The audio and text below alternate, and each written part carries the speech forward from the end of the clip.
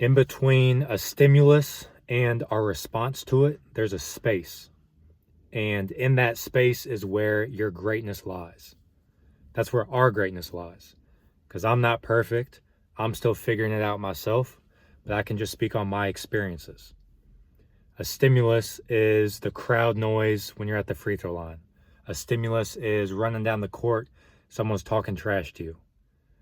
As humans, we have the ability to experience this space in between that and how we respond to it. Even off the court, a stimulus could be you spill a drink, someone cuts you off in traffic, whatever it is. There's this space, and it happens like this, but there's this space where we have a decision to make. Within that space, there's a lot of thoughts that ruminate. And again, it happens like this. Thoughts are cars on a highway, is how I like to look at it. If you were to walk up on a bridge that's overlooking a highway, all the thoughts that we have throughout the day are cars driving by. And as humans, we have the ability to either entertain every single car and focus on it, which is what I used to be at the mercy of my thoughts. And I still am not perfect, but I used to like to keep the car analogy. A car would drive by and I used to dissect it from every single angle, the make, the model, the color, the license plate, the steering, like everything. But we also have the ability to just watch it go by and not even give it a second thought. Another way I like looking at it is a guest or someone knocking on your door. We have the ability to, hey, come on in. Take a seat on the couch, kick your feet up. You want anything to drink? Let me turn the TV on for you. We also have the ability to not even answer the door and not entertain the guest. Thoughts might be less intricate than we think, or at least that I used to think. Because again, a car would drive by, or I would have a thought, and I would really like philosophically analyze it. Again, dissecting from every single angle. But thoughts might just be this weird combination of something I saw on Twitter last week, stuff my parents said to me growing up, and then like I'm going grocery shopping and I hear some conversation in the background, and it all just kind of gets mushed together, and that's what thoughts are, maybe. Every stimulus that happens to us is neutral. It's then our thoughts that place value on it. Is it good or is it bad? And that's a good example of why I was hesitant to even make this video. Because it just feels so stupid sometimes to like get on here and say like, hey, every stimulus is neutral. It's just the value you place on it. Or you shouldn't care what people think about you. Like, okay, wow, thanks, bro. Hadn't considered that perspective yet. You're really moving the needle for me. I appreciate you. But then it occurred to me that that's the point. Is the words that I'm saying might not necessarily help. Maybe they do. If they do, that's awesome. What I've found is you can't solve the problem on the level that it was created. So overthinking, overanalyzing, all that, you can't think your way out of overthinking. As humans, we have our head brain, and then we have our body brain. Our body brain is the intelligence that digests our food for us. We don't have to consciously think about that. It's just something that happens. Our blood circulating throughout our body, or we get a cut and then the scab grows and it, does its thing. We don't have to consciously think about that. Our body just does it for us.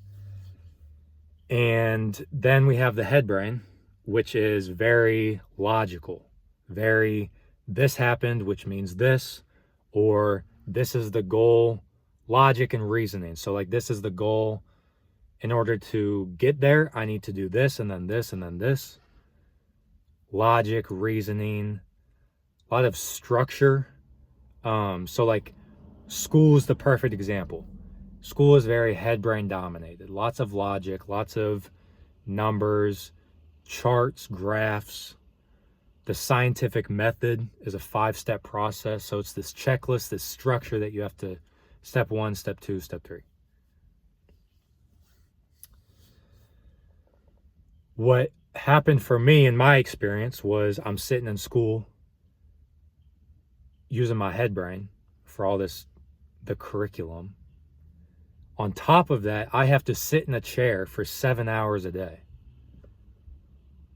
Within those 7 hours, like, I played baseball growing up. So elementary school, I'm trying to get up. I'm trying to practice my pitches, dance a little bit. I'm trying to get up and move.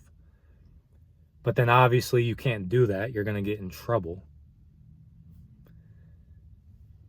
So you begin to disassociate with your body. Sitting in that chair, you have these urges or these desires to dance and move, but then you go up to your head brain and think, no, we can't do that. We're going to get in trouble. So then you like shove it down. I did. I shut it down, shoved it down, shut it off. Be quiet. We got to use the head brain.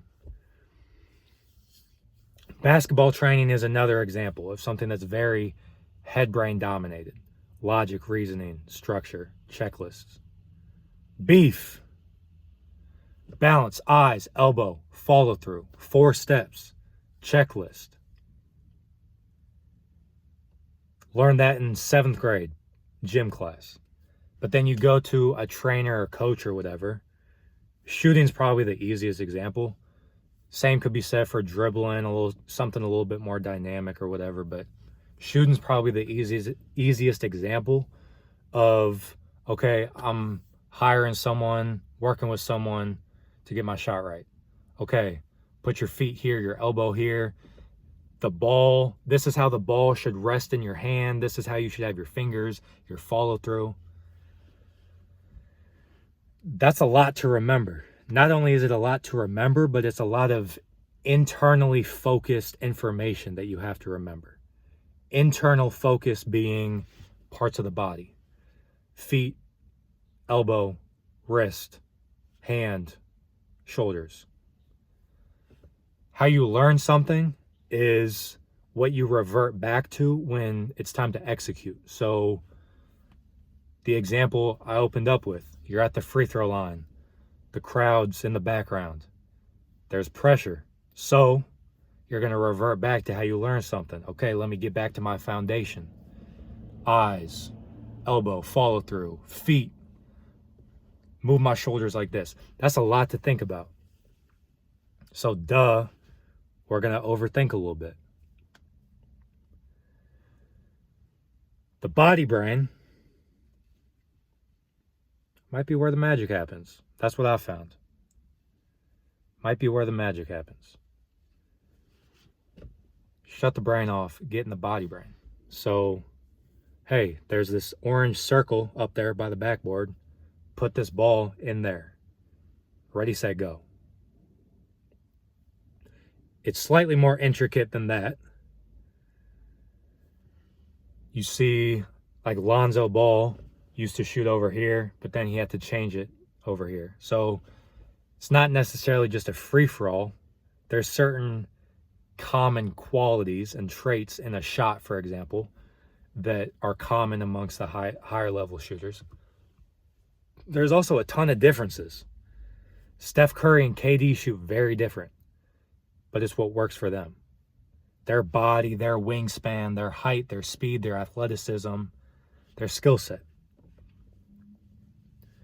So as basketball training, the basketball industry, but society as a whole, it's very head brain dominated. I've learned to shut off the body brain. But that's where the magic happens, man. That's where the magic happens. So by shutting the head brain off and just having that external focus of put the ball in the rim, it's the same thing as the food digesting in our body. The body figures out the best way, the most efficient way to do it. It's probably the same thing with the jump shot. Your body is going to figure it out. It's going to solve the problem. It's going to get the job done. That's what I found. So that's it, man. Like that's what it is. Shut the head brain off. Go freestyle dribble to some music. Or maybe no music. Go watch Kyrie highlights for 15 minutes and then go freestyle. Or you don't even need a ball. Just go dance. Dancing's a good one because you'll start to find different patterns that you like falling into. Because the head brain gets involved of like, this is what I'm good at. But dancing is a great way to practice shutting the head brain off and just figuring out what movements your body is gravitating towards in that moment of time. Go freestyle dribble, go dance, just get to know your body brain. Our head brain has this idea of life and how it's supposed to work. This is who I am. This is what I'm good at. But the head brain is the tip of the iceberg. You're capable of a level of greatness that you can't even comprehend. Again, I'm not perfect. I don't have all the answers. Go experiment for yourself. But go be great, man. And I'm going to be right there with you.